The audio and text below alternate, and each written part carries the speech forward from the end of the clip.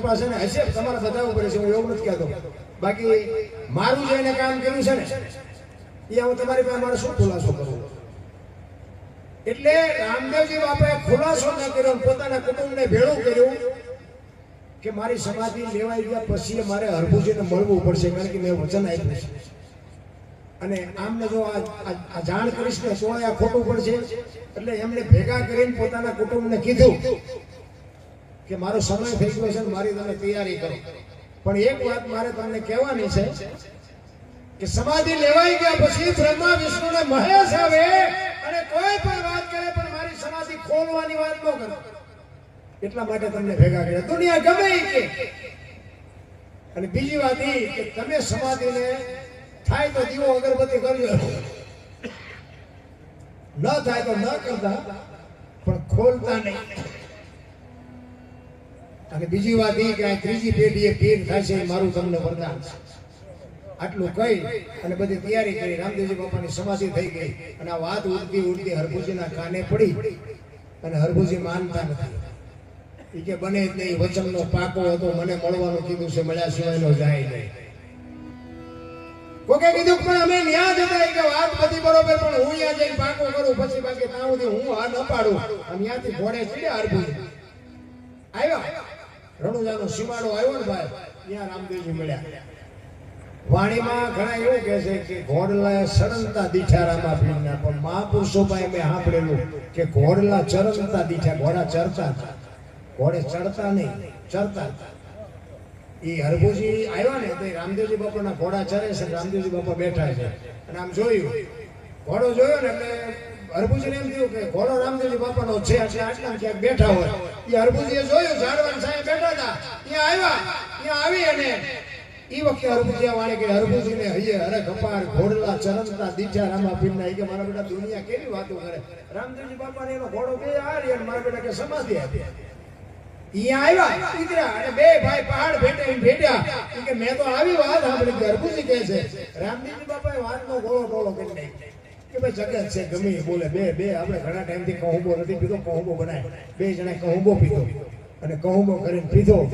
અને પછી રામદેવજી બાપાએ જે સમાધિમાં મૂકેલી વસ્તુ, રતન કટોરો, અમલની ડાબલી, વીર ગેડીઓ, પામરીની જે કે 4-5 વસ્તુ હતી ને, એ વસ્તુ હરભુજીને આપી. કારણ કે આ બધી પરીક્ષા તો થઈ જ છે, આપણે નથી પાસ થતા. રામદેવજી આ પરીક્ષા કરવા આડું નગર જો આ વસ્તુ નો આપી હોય ને તો દુનિયા કોઈ માને તે નહીં. હરભુજીનું એ આ વસ્તુ આપી અને હરભુજીને કીધું તમે જાઓ ગામમાં. એ ગામમાં આવ્યા, ચોરે આખો ડાયરો શોકગ્રસ્ત બેઠો તો બગાડ ઝાટ કરતો ઘોડો આવતો અને આખો ડાયરો વિચાર કરે ભાઈ જો ભાઈ વિવેક ઘોડા ઉપર બેન આવવાની શરમ નહીં આવતી હોય. અહીંયા આવીને કીધું શું આ ડાયરો બેઠો છે, કે શું ભલામણા ગાંડા જેવી વાત કરે. રામદેવજી બાપા વ્યાય ગયા, 3 દી થયા. હરભુજી દાંત કાઢે છે, શું પણ તમે વાતો કરો છો. રામદેવજી મને અટાણે સીમાડે મળ્યા. એ કે આખું ગામ ખોટું તું હાચો અને આ વસ્તુ દેખાડી કે પણ મને આ રામદેવજી બાપા આપ્યો અને આમને શંકા જાગી ગયો. એ કે સમાધિ આપીને આવતા રહ્યા પછી માછું મારી નીકળી ગયેલા, હાલો જોવા જાવ. આ દુનિયા છે. એ આવ્યા બધા અહીંયાના બાપુ આમ સમાધિ માથે ઘા કરવાની તૈયારી થઈ ત્યાં આકાશવાણી થયો. એ તમારી જાતના કે મેં તમને શું કીધું, હવે તમારે આ કાયમ દુકાળ પડશે ને અહીંયાથી હવે હું જાઉં છું, તમારું જે થવું એ થાય. એ પેલું પીરાડું આપણું પાળિયાદ ને ગેબીલા. આજે એક કામ એવું નહીં હોય કે રામદેવજીનું મંદિર ન હોય, રામદેવજીનું મંડળ ન હોય, રામદેવજીનો નેજો ન હોય, એવું એક કામ ન હોય. તમે વિચાર કરજો અને રણુજા જોઈ આવજો નક્કી. તો આપણા માથે કેવડી મોટી કૃપા. હું તો એમ જો હોત ને તો આજ રાજસ્થાનનું હોત, રાજસ્થાનની અત્યારે ભૂમિકા બદલાવી નાખી હોત આ બાપા. એટલે આપણા અને આકાશવાણી થઈ ને પછી હરભુજીને ખબર પડી કે ખરેખર તો મને મળવા માટે આવ્યા. અને ભાઈ હરભુજી પછી રોયા, હું જોતા રાખ્યો. અરે મારા બાપ, હું તને ઓળખી ન હોય, હું તારા પગ નો ચાલી ગયો, મને આવી ખબર નહોતી. હવે તને મળવું હોય તો કે ના હવે નહીં મળે. હવે ચોખા ઘીની જોત, સુગરનો ધૂપ અને ધોળી ધજા કેસે દોડી દીધા. બધા ચડાવે છે લીલી, શું કામ ચડાવે એની ખબર નથી, પણ મેં સંતોભાઈ સાંભળેલું ઉપર ધોળી ધજાનું કીધું છે. ધોળી ધજા, ગુગળનો ધૂપ, ચોખા ઘીની જોત અને હુખડીનો પ્રસાદ. આટલું કરીને મારા નામના 5 ગાણા ગૌરવજો. કોઈ પણ 100 રૂપિયા આવે હાજરી આપી તમને આ ભરવો હોય કે ન હોય, બાકી અમને નથી છે કે આમાં ક્યાંક બેઠો હોય તમને ન વર્તાતો હોય તમારા ભાઈ.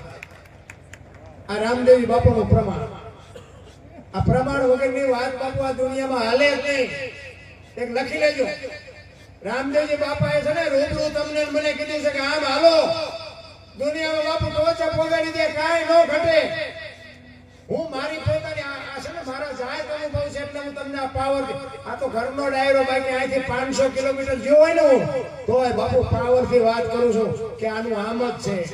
અને સ્વીકારે છે આખી દુનિયા, સાચું સંતો સ્વીકારે છે કે ના દરબાર તમારી વાત 100% સત્ય છે.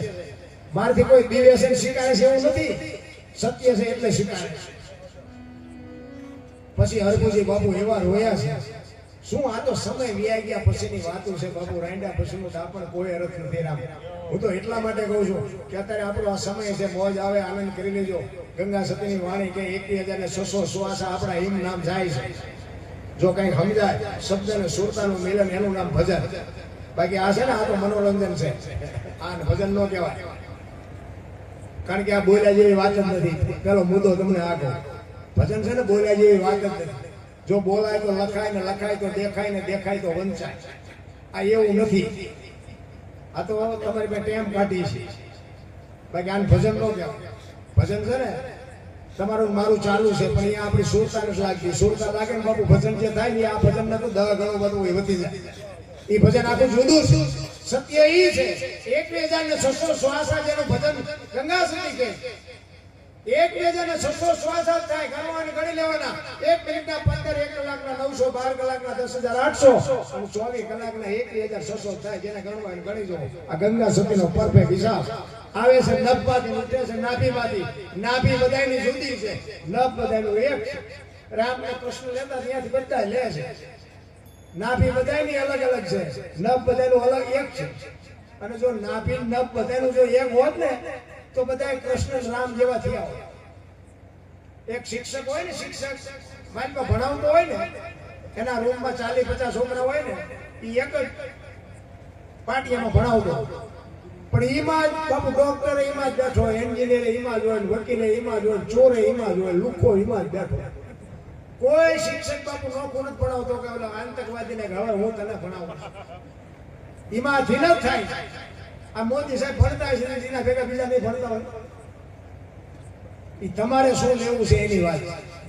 એમાં આ બધાને કે ભજન માર્ગમાં ન હોય, અમુક તો મારી ભૂલ ચા આવે છે ગોતમાં બેઠા હોય. બધાને ભજનની વાત નથી. કહેવાનો મિનિંગ એ છે કે બાપુ સમય મળ્યો છે. મને તો એટલી ખબર પડે સમય બડા બલવાન નહીં, પુરુષ બળવાન કાપે. અર્જુનને લૂંટ્યો હોય, ધનુષને હોય બાણ. સમય હોય ને તો કાંઈક કરી લેજો, બાકી જવાની છે વાત પાકી છે. એટલા માટે 1-2 કડી કરીને પછી મારી વાણીને વિરામ આપું.